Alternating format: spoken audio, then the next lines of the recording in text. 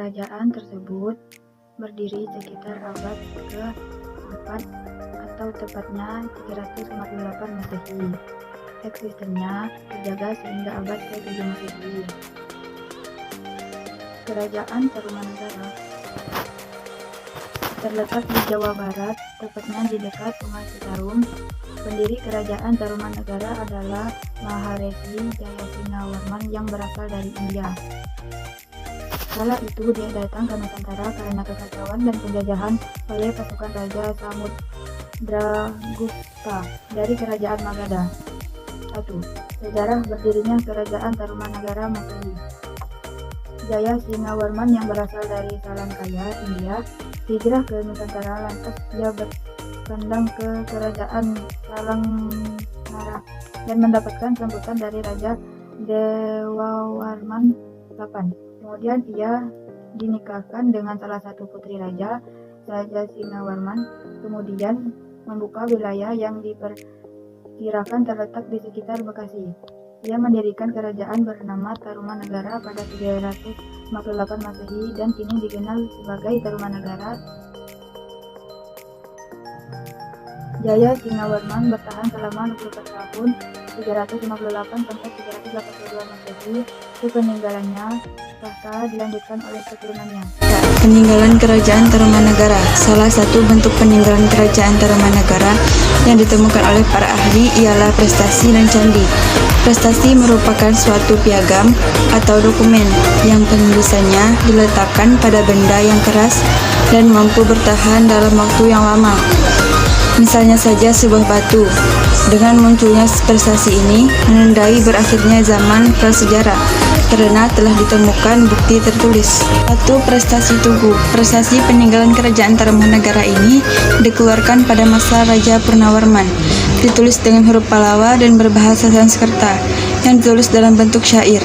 Prestasi ini merupakan yang terpanjang tulisannya dari prestasi yang lain. Isi dari prestasi tersebut adalah bahwa tahun pemerintahan Raja Purnawarman yang ke-22 yang menggali sebuah sungai. Penggalian tersebut dilakukan selama 21 hari dengan panjang 6.121 busur, kurang lebih 11 km. Setelah selesai penggalian, Raja memberikan sedekah 1.000 ekor sapi kepada para Brahmana. Tujuan dari penggalian tersebut adalah sebagai tempat mengalirnya air sungai dari Bekasi ketika musim hujan sehingga dapat mencegah meluapnya air yang biasa menyebabkan banjir. 2. Prasasti Ciareteun. Prestasi ini ditemukan di wilayah Kampung Muara, Desa Ciareteun Hilir, Bogor. Dikeluarkan pada masa pemerintahan Raja Purnawarman. Pada prestasi ini ditemukan 2 bagian tulisan. Pertama adalah tulisan yang terdiri dari 4 baris dengan bahasa aksara Pallawa dan bahasa Sanskerta, sedangkan satu tulisan lainnya belum dapat terbaca. Pada tulisan tersebut disertai cap sepasang telapak kaki. Dari prestasi Kerajaan Tarumanagara tersebut dapat diketahui bahwa Raja Purnawarman menggambarkan dirinya seperti Dewa Wisnu. Oleh karena itu, rakyat harus tunduk dan patuh pada Raja Purnawarman seperti rakyatnya yang memuja Dewa Wisnu. Prestasi Jambu, Pasir Koleangkak. Prestasi dengan huruf Pallawa dan bahasa Sanskerta ini ditemukan di sebuah bukit pasir, Koleangkak, Desa Parakan Muncang, Bogor. Pada saat ini dijelaskan mengenai Raja Purnawarman yang gagah dan berani, serta batu zirahnya yang tidak tembus senjata musuh. 4. Prestasi Pasir Awi. Peninggalan prestasi Kerajaan Tarumanagara ini ditemukan di wilayah perbukitan Pasir Awi yang letaknya di wilayah Bogor, Jawa Barat. Hingga saat ini, prestasi ini belum terbaca karena yang terdapat dalam prestasi ini bukan tulisan. 5. Prestasi Muara Cianten. Terdapat di Muara Sungai Cianten, Bogor. Pada prestasi ini belum diketahui maknanya. Tulisan yang terdapat dalam prestasi ini lebih menyerupai sulur, sehingga sulit untuk dibaca. 6. 6. Prestasi kebun kopi. Prestasi ini ditemukan di wilayah Kampung Muara Bogor. Pada saat ini terdapat gambar telapak kaki gajah yang dikatakan sebagai telapak kaki gajah Airawata, yaitu gajah Dewa Indra. 7. Prestasi Cidanghiang, Lebak. Terletak di tepi kali Cidanghiang, Banten Selatan. Prestasi ini berisi mengenai kegagahan dan wibawa Raja Purnawarman. Prestasi tersebut dituliskan dalam huruf Pallawa dan bahasa Sanskerta. Candi peninggalan Kerajaan Tarumanagara. Selain meninggalkan bukti prasasti, Kerajaan Tarumanagara juga meninggalkan bukti dalam bentuk bangunan. Bangunan tersebut dikenal dengan candi. 1. Candi Cibuaya. Bangunan ini terletak di Desa Cibuaya, Karawang, Jawa Barat. Pada awal penemuannya, candi ini dianggap sebagai reruntuhan peninggalan Belanda. Namun, pendapat tersebut berubah ketika ditemukan arca Wisnu di dekat situs. Pada candi ini terdapat dua bangunan yang disebut dengan Lemah Dulur dan Lemah Dulur Badung. 2. Candi Situs Batujaya. Bangunan ini terletak di wilayah Karawang, Jawa Barat. Situs ini mencapai luasnya hingga 5 km persegi. Persebaran candi di situs ini telah ditemukan sejumlah 46 titik, namun tidak menutup kemungkinan bahwa masih ada yang terpendam dalam tanah. 3. Candi Jiwa merupakan sebuah gundukan tanah yang menyerupai bukit kecil. Oleh penduduk sekitar disebut sebagai unsur jiwa dan memiliki bentuk lonjong. Pemugaran candi ini dilakukan mulai tahun 1996 hingga 2001. Candi ini terletak 2 meter di bawah permukaan tanah. Pada candi jiwa ini tidak memiliki anak tangga karena candi tersebut dibuat bukan untuk upacara umum, namun bersembahyang di sekelilingnya. 4. Candi Blandongan. Pada awal penemuannya, candi ini hanya berbentuk gundukan tanah merah yang ditumbuhi tanaman.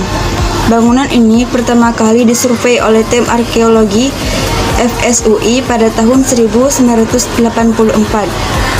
Lalu, antara tahun 1992 dan tahun 2000, bangunan ini diekskavasi oleh Puslit Arkenas, sehingga ditemukan bentuk reruntuhan bangunan. Candi ini memiliki bentuk bujur sangkar. Candi ini tidak terlihat bertingkat karena pada bagian tengah candi masih ada ruangan. 5. Candi Serut. Pada saat ditemukan, kondisi candi sudah rusak. Candi ini miring sehingga diduga roboh. Penggalian candi ini baru sebatas pinggiran dinding saja, sehingga sebagian masih terkubur. Dan yang terakhir adalah Candi Sumur. Bangunan ini terletak di tengah sawah, pertama kali diekskavasi oleh Pusat Arkenas pada tahun 1992. Penggalian tersebut menghasilkan temuan bangunan bata yang berbentuk persegi panjang. Raja Kerajaan Tarumanegara. Selama berdiri, Kerajaan Tarumanegara tercatat pernah dipimpin oleh 12 orang raja, yaitu Jayasingawarman 358 sampai 382 Masehi, Dharmayawarman 382 sampai 395 Masehi, Purnawarman 395 sampai 434 Masehi, Wisnuwarman 434 sampai 455 Masehi, Indrawarman 455 sampai 515 Masehi, Chandrawarman 515 sampai 535 Masehi, Suryawarman 535 sampai 561 Masehi, Kertawarman 561 sampai 628 Masehi, Sudhawarman 628 sampai 639 Masehi, Hariwangsawarman 639 sampai 640 Masehi, Nagajawarman 640 sampai 666 Masehi, Lingawarman 666 sampai 669 Masehi.